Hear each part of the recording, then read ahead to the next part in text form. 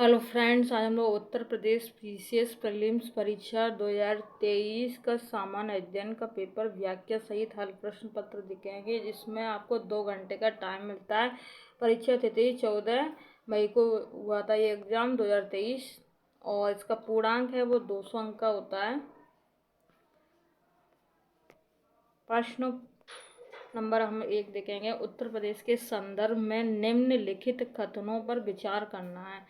और तो पहला कथन है, राज्य के कुल भौगोलिक क्षेत्र का लगभग 12.8% वन है। और दूसरा पॉइंट में कह रहा है, जौनपुर, गाजीपुर और बलिया जिलों में कोई वन भूमि नहीं है। तो यहाँ पर आपका 4 ऑप्शन दिए गए हैं, तो यहाँ पर आपका बी ऑप्शन राइट हो जाएगा। ये वाला बी ऑप्शन राइट हो जाएगा। तो ये दोनों ऑप्शन दिए गए हैं, फर्स्ट और सेकंड, ये दोनों ही बात गलत है। जबकि आयोग ने क्या माना है उसके बारे में चर्चा करेंगे और व्याख्या देंगे। India state of forest report ISFR 2021 के अनुसार उत्तर प्रदेश में वनावरण 6.15%, उत्तर प्रदेश में कुल वृक्षावरण 3.08%, और अतः उत्तर प्रदेश के कुल भौगोलिक क्षेत्र का मात्र 9.23% ही वन क्षेत्र आता है। कथन 1 गलत है, कथन 1 गलत हो गया।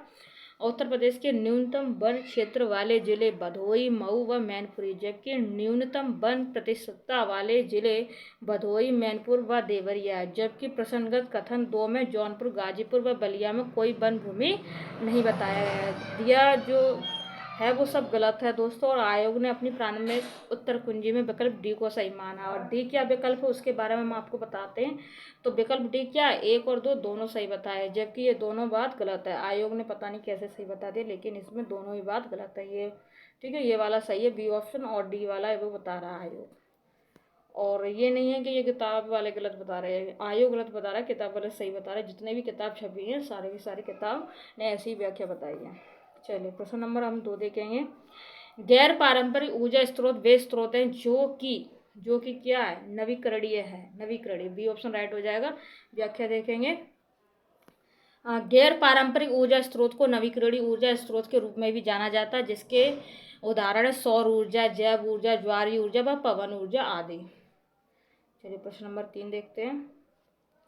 निम्नलिखित में से कौन फिरोज तुगलक के नागरकोट अभियान के दौरान संग्रहित 300 संस्कृत पुस्तकों का अनुवाद किया है? तो कौन किया? तो बी ऑप्शन राइट हो जाएगा, Azharuddin Khan. B option right हो जाएगा। दलाइल ए फिरोज शाही फारसी भाषा में लिखा गया ग्रंथ है, जिसकी रचना फिरोज शाह तुगलक के आदेश पर उसके दरबारी कवि अजुद्दीन खलीद खानी ने की थी। इसमें विभिन्न विषयों के 300 संस्कृत ग्रंथों का अनुवाद है। ये ग्रंथ फिरोज शाह तुगलक को नगरकोट के निकट ज्वालामुखी मंदिर से प्राप्त हुए थे दोस्तों। चलिए प्रश्न नंबर अब हम लोग 4 पर आ गए। 2022-23 के लिए गरीबी उन्मूलन के लिए अंतर्राष्ट्रीय दिवस का विषय क्या है? तो ये वाला क्वेश्चन को छोड़ते हुए आपको क्या करना, 2023-24 के अभी गूगल पर जाओ और सर्च कर लेना ये वाला क्वेश्चन, एक बार स्क्रीनशॉट ले लो। जो क्वेश्चन आपको 2023-24 में देखने को मिल सकते हैं, जो कोई करंट अफेयर से रिलेटेड है 2022-23 का, तो इस तरीके से आपको स्क्रीनशॉट लो, और फिर ये पूरी क्लास देखने के बाद जो आपने स्क्रीनशॉट लिया उसको जाकर गूगल पर सर्च कर लो। ठीक है, चलिए दोस्तों, इसको बताने की कोई जरूरत नहीं है। चलिए, निम्नलिखित में से कौन सा निर्धनता का प्रकार है? तो कौन सा है, चलिए इधर देखते हैं, हम लोग समझते हैं। तो यहाँ पर आपका आंसर हो जाएगा दोस्तों, ए ऑप्शन राइट हो जाएगा कि 1 और 2 ऑप्शन में क्या है, जैसे कि यहाँ पर मैंने क्वेश्चन पढ़ा था, निम्नलिखित में से कौन सा निर्धनता के प्रकार है? तो कौन है, पूर्ण माने परम निर्धनता और सापेक्ष निर्धनता, ये दोनों। ठीक है, ये दोनों सही हैं। अब यहाँ पर कौन सा लिखा है, व्यक्तिपरक निर्धनता, प्रकारात्मक निर्धनता, ये दोनों बात गलत है। ठीक है, तो यहाँ पर आपका ए ऑप्शन राइट हो जाएगा। और अब हम लोग व्याख्या देखेंगे। निर्धनता के मुख्यतः 2 प्रकार होते हैं। ठीक है, नोट करते चलना व्याख्या, जो कि आपको 2024 के प्रीलिम से आ सकते हैं दोस्तों, आ सकते हैं। ठीक है, तो पहला पॉइंट, पूर्ण परम निर्धनता, जब घरेलू आय एक निश्चित स्तर से नीचे होती है। इससे व्यक्ति या परिवार के लिए भोजन, आश्रय, सुरक्षित पेयजल, शिक्षा आदि बुनियादी जरूरतों को पूरा करना क्या हो जाता है, असंभव हो जाता है। और दूसरी कौन सी, सापेक्ष निर्धनता, जब परिवारों को औसत घरेलू आय से 50% कम प्राप्त होता है, परिवार के पास कुछ पैसा ऐसा होता है परंतु उनके पास इतना पैसा नहीं होता कि वे बुनियादी चीज़ों से ऊपर कुछ भी वहन कर सके, तब इसे सापेक्ष निरंतरता कहा जाता है। इसे कभी कभी सापेक्ष अभाव के रूप में भी जाना जाता है। आयोग ने इस प्रश्न का उत्तर डी माना था। और डी क्या माना, देखते हैं डी क्या है इसमें। तो यहाँ पर माना था ये वाला 1 2 3 1 2 3, यहाँ मतलब कि आयोग ने जो अभी मैंने देखा था ये वाला व्यक्ति परक निरंतरता, इसको भी शामिल कर लिया। लेकिन वास्तविक जो बुक होती हैं, स्टैंडर्ड बुक्स होती हैं, वहाँ पर 2 बताया है। तो आयोग का कुछ नहीं है दोस्तों, आप यही मानना, ठीक है। चलिए, मानव संसाधन का योगदान के संदर्भ में निम्नलिखित कथनों में से कौन सा सही है, कौन सा सही है दोस्तों। अब आप थोड़ी से इसको दोनों क्वेश्चन जो पॉइंट है वो पढ़ें और हम लोग व्याख्या पाएंगे। तो सी ऑप्शन राइट हो जाएगा। एक और दो दोनों सही हो जाएगा, 1 और 2। अब हम जैसे ये सही हो जाता है तो हम लोग फिर प्रश्नों को पढ़ लेंगे दोस्तों, ठीक है। इससे जल्दी जल्दी क्लियर हो जाएगा। तो आर्थिक विकास का जनसंख्या वृद्धि पर प्रभाव पड़ता है, क्या ये बात है सच? हाँ, ये बात बिल्कुल सच है, ठीक है। जनसंख्या वृद्धि का आर्थिक विकास पर प्रभाव पड़ता है, हाँ ये भी बात सच है दोस्तों। तो अब दोस्तों यहाँ पर कौन सा आंसर हो जाएगा, सी ऑप्शन राइट हो जाएगा। अब हम लोग व्याख्या देखेंगे। आर्थिक विकास तथा जनसंख्या परस्पर एक दूसरे को प्रभावित करते हैं। आर्थिक विकास तीव्र होने से जनसंख्या वृद्धि नकारात्मक रूप से प्रभावित होती है, जबकि जनसंख्या वृद्धि से आर्थिक विकास नकारात्मक व सकारात्मक दोनों ही तरह से क्या होता है, प्रभावित होता है। चलिए, अब हम लोग क्वेश्चन नंबर 7 पर आ जाते हैं। क्वेश्चन नंबर 7 में इस तरीके से निम्नलिखित घटनाओं पर विचार कीजिए तथा उन्हें सही कालक्रमानुसार हम लोग क्या करेंगे, व्यवस्थित करेंगे। तो यहाँ पर आपको देख सकते हैं 4 पॉइंट हैं और यहाँ पर अब हम लोग नीचे दिए कूट को सही उत्तर से चयन करना है। यहाँ पर दोस्तों बी ऑप्शन राइट हो जाएगा। कौन सा आंसर हो जाएगा, बी ऑप्शन राइट हो जाएगा, मतलब 4 1 2 3, ठीक है। बी ऑप्शन राइट हो जाएगा। यहाँ पर 4 ये वाला पहले आ जाएगा, फिर 1 वाला आ जाएगा, फिर 2 वाला, फिर 3 वाला, इस तरीके से, ठीक है। तो ये वाला आंसर हो जाएगा आपका सही। 1 मिनट इसका हम छोटा करते हैं, छोटा सा, इस तरीके से आप देख सकते हो, ठीक है। तो पहले कौन सा हो जाएगा, ये वाला हो जाएगा। पहले क्या होगा, संविधान सभा की प्रथम बैठक, फिर उसके बाद प्रारंभ समिति की नियुक्ति, फिर उसके बाद भारतीय संविधान को अंगीकृत और अधिनियमित किया, फिर क्या होगा लास्ट में भारतीय संविधान के प्रवृत्त होने की तिथि हुई। इस तरीके से आप नोट कर लेना, कई बार इस तरीके से क्वेश्चन पूछे जाते हैं। तो इस तरीके से आप एक बार स्क्रीनशॉट ले लो दोस्तों, ठीक है। एक बार इसको हम पढ़ देते हैं। देखिए, संविधान सभा की प्रथम बैठक 9 दिसंबर 1940 की हुई थी और प्रारूप समिति की नियुक्ति 29 अगस्त 1947 को हुई थी। भारतीय संविधान को अंगीकृत और अधिनियमित किया गया 26 नवंबर 1949 को। भारतीय संविधान के प्रवृत्त होने की तिथि 26 जनवरी 1950। चलिए, अब क्वेश्चन नंबर हम 8 पर आ जाते हैं। सूची 1 को सूची 2 से समय क्या करना है, सम्मिलित करना है, कुछ चुनाव करना है हम लोग को। जैसे कि यहाँ पर ए ऑप्शन इस तरीके से दिए गए। तो यहाँ पर आपका आंसर दोस्तों, 1 मिनट, यहाँ पर आपका बी ऑप्शन राइट हो रहा है दोस्तों। कौन सा हो रहा है, बी ऑप्शन राइट हो रहा है। तो इनको हम ना देखते हुए सीधे व्याख्या पे आते हैं और समझते हैं इधर, ठीक है। इसको आप नोट कर लेना या फिर आप स्क्रीनशॉट ले लेना। जैसे देखिए, व्याधि है मतलब ये बीमारी और ये कारक है। तो पेप्टिक वर्ण ये जीवाणु से होता है, डेंगू विषाणु से होता है, और फील पाँव ये कृमि से होता है, और ये मलेरिया प्रोटोजोआ से होता है। कई बार एग्जाम में पूछा गया। तो प्रश्न में बैक्टीरिया जीवाणु के स्थान पर हिंदी में विषाणु लिखा, जो कि त्रुटिपूर्ण है। और प्रश्न में गड़बड़ी दे देगी, खैर उसको छोड़ो। आप लोग पहले इसके स्क्रीनशॉट ले लो और नोट्स बना लो इसका, ठीक है।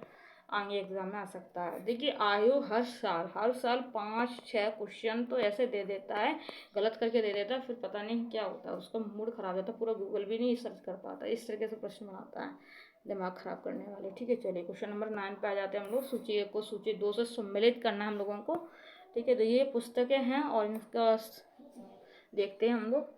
देखिए, सबसे पहले इसके ए ऑप्शन पर आ जाते हैं, इसको भी छोड़ देते हैं प्रश्न को, इधर देखते हैं व्याख्या पर दोस्तों। देखिए, इस तरीके से पुस्तक है, फिर विषय है, ये विषय है और ये पुस्तक इस तरीके से। मिरात ए सिकंदरी गुजरात विजय इसमें है। बुरहान ए माशिर बहमनी के अहमदनगर का इतिहास इसमें। रियाज उस सलातिन बंगाल का इतिहास है इसमें। रियाज उल इंशा महमूद गवाह के पत्रों का संग्रह है। तो इसमें सबसे ज़्यादा इम्पोर्टेंट है बंगाल का इतिहास, रियाज उस सलातिन, ठीक है, इस तरीके से सारी पुस्तकें इम्पोर्टेंट हैं। प्रश्न नंबर 10, नीचे दो कथन दिए हैं जिसमें से एक कथन को ए और दूसरे को कारण आर माना गया है। देश, अब यहाँ पर कथन ए और आर को देख रहे हैं। देश के पर्यावरण को बनाए रखने के लिए जनसंख्या नियंत्रण आवश्यक है। आर में क्या कह रहा है, जनसंख्या में तीव्र वृद्धि के कारण पर्यावरण संतुलन बना रहता है। तो अब यहाँ पर मिलान करने हैं और इसका बी ऑप्शन राइट हो जाएगा। सत्य, ए सत्य किंतु आर गलत है। तो आर में क्या कहा गया था, जनसंख्या में तीव्र वृद्धि के कारण पर्यावरण संतुलन बना रहता है, बिल्कुल गलत बात है। ठीक है, तो ए ऑप्शन क्या कह रहा है, देश के पर्यावरण को बनाए रखने के लिए जनसंख्या नियंत्रण आवश्यक है, बिल्कुल सही बात है। ठीक है दोस्तों, तो एक बार हम इसकी व्याख्या देख लेंगे। तो वो ये सब व्याख्या थी दोस्तों टोटल। अब यहाँ पर हम आगे क्वेश्चन, अब ठीक है प्रश्न नंबर 11 पर आ गए। निम्नलिखित में से कौन संगठन दिल्ली में वायसराय लॉर्ड हार्डिंग पर बम फेंकने के लिए उत्तरदायी था? कौन था उत्तरदायी? तो यहाँ पर डी ऑप्शन राइट हो जाएगा, अनुशीलन समिति थी दोस्तों, अनुशीलन समिति। वायसरॉय लॉर्ड हार्डिंग पर बम फेंकने के लिए अनुशीलन समिति उत्तरदायी थी। हार्डिंग बम कांड दिल्ली षड्यंत्र केस के रूप में प्रसिद्ध है। इसमें 13 व्यक्तियों को अभियुक्त बनाया गया था, जिसमें मास्टर अमीरचंद, दीनानाथ भाई, बालमुकुंद, बलराज मेला, बसंत कुमार, अवध बिहारी को गिरफ्तार किया गया था दोस्तों। चलिए आगे देखते हैं। प्रश्न नंबर 12 पर आ जाते हैं। निम्नलिखित में से किसे जनवरी 2023 में न्यूजीलैंड के प्रधानमंत्री के रूप में चुना गया था? तो किसे चुना गया था? सी ऑप्शन हो जाएगा क्रिस हिपकिंस। सॉरी दोस्तों, सी ऑप्शन क्रिस हिपकिंस। ठीक है, तो सी ऑप्शन राइट हो जाएगा। तो अब न्यूजीलैंड के बगल में कौन कौन से देश हैं, तो उनके बारे में जो जो न्यू प्रधानमंत्री बने, तो आप एक बार मैप पे जाना। मैप में जाने के बाद न्यूजीलैंड के आसपास के जो भी हैं ओशनिया वगैरह, तो न्यूजीलैंड इस तरीके से आप देख सकते हैं। वहाँ पर और भी प्रधानमंत्री बने तो आप चेक कर लेना। पहले हम इसको देख लेते हैं। जो क्रिस हिपकिंस है वो लेबर पार्टी के क्रिस हिपकिंस ने जनवरी 2023 में न्यूजीलैंड के प्रधानमंत्री के रूप में पदभार ग्रहण किया। हिपकिंस न्यूजीलैंड के 41वें प्रधानमंत्री, उन्होंने जेसिंडा अर्डन का स्थान लिया है, जेसिंडा अर्डन का। चलिए आगे देखते हैं। निम्नलिखित में से कौन सा युग दर्शन प्रचारक सही सम्मिलित हैं? कौन से हैं? तो जैसे कि यहाँ पर आपको देख रहे हैं, यहाँ पर डी ऑप्शन राइट हो जाएगा, न्याय गौतम। एक हम लोगों को छाटना था, ठीक है, तो सही सम्मिलित है, न्याय गौतम सही, बाकी ये सब गलत है। तो अब हम लोग सही से इधर देख लेंगे। ये न्याय दर्शन, ये प्रचारक है। एक मिनट आपको जूम करके दिखाएं। इधर देखिए, न्याय के गौतम हैं, उत्तर मीमांसा के वादरायण है, पूर्व मीमांसा के जैमिनी है, वैशेषिक कणाद है। देखिए दोस्तों, ये काफ़ी हैं, 8-9 हैं। तो इस तरीके से हर बार एग्जाम में आते हैं दोस्तों, तो एक बार आप नोट कर लेना। और भी जो हैं उनका हम पूरा कमेंट्स बॉक्स में पिन कर देंगे, तो आप सारे के सारे नोट कर लेना दोस्तों, ठीक है। चलिए, भारत में जनगणना का कार्य सर्वप्रथम कब किया गया था? तो कब किया गया था दोस्तों? ए ऑप्शन राइट हो जाएगा, 1871 में। ठीक है, 1871 से स्टार्ट हो गया था, याद रख लेना, कई बार एग्जाम में आया। अब हम लोग इसको समझते हैं। भारत में पहली बार जनगणना लॉर्ड मेयो 1869 से 72 के काल में 1871-72 में किया गया था। यह अनियमित जनगणना था। 1881 में लॉर्ड रिपन 1880 से 84 के काल में नियमित रूप से जनगणना किया गया था। तब से प्रत्येक 10 वर्ष पर भारत में जनगणना किया जाती है। उत्तर प्रदेश लोक सेवा आयोग ने इस प्रश्न का सही उत्तर ए माना था। अब ए में क्या कह रहा है वो देखते हैं हम लोग। हाँ, ये वाला माना दोस्तों उसने, ठीक है। चलिए, अब हम यहाँ पर आगे 2023-24 संघीय बजट 2023-24 में योजना के अनुसार आवंटन के संदर्भ में निम्नलिखित कथनों से हमें उत्तर देखना चाहिए। एक मिनट। तो ये 2 पॉइंट बता रहा है, इसको छोड़कर पहला हम इस पर आ जाते हैं। डी ऑप्शन राइट है यहाँ पर, एक केवल ओनली एक। तो केवल ओनली एक क्या है देखते हैं। पिछले वर्ष की तुलना में मनरेगा हेतु आवंटन में सर्वाधिक प्रतिशत कटौती दर्ज की गई है। ये वाला टॉपिक याद कर लेना दोस्तों, लिख लेना, चिपका लेना, ये फिर से आ सकता है मनरेगा वाला, ठीक है। ये वाली बात बिल्कुल सही है। और दूसरी बात क्या है, पिछले वर्ष की तुलना में जल जीवन मिशन हेतु आवंटन में सर्वाधिक प्रतिशत वृद्धि दर्ज की गई है, बिल्कुल नहीं की गई है, ठीक है। ये भी नोट कर लेना। तो इस तरीके से आपका कौन सा आंसर सही हो जाएगा? डी ऑप्शन राइट हो जाएगा। अब हम इसकी व्याख्या देख लेते हैं।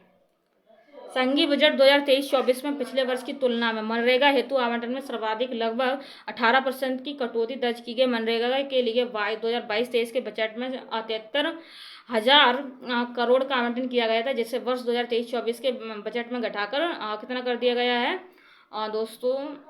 60,000 करोड़ रुपए कर दिया गया है, ठीक है। और यहाँ पर और समझेंगे, संघीय बजट 2023-24 जल मिशन के लिए 70,000 करोड़ रुपए का आवंटन किया गया है।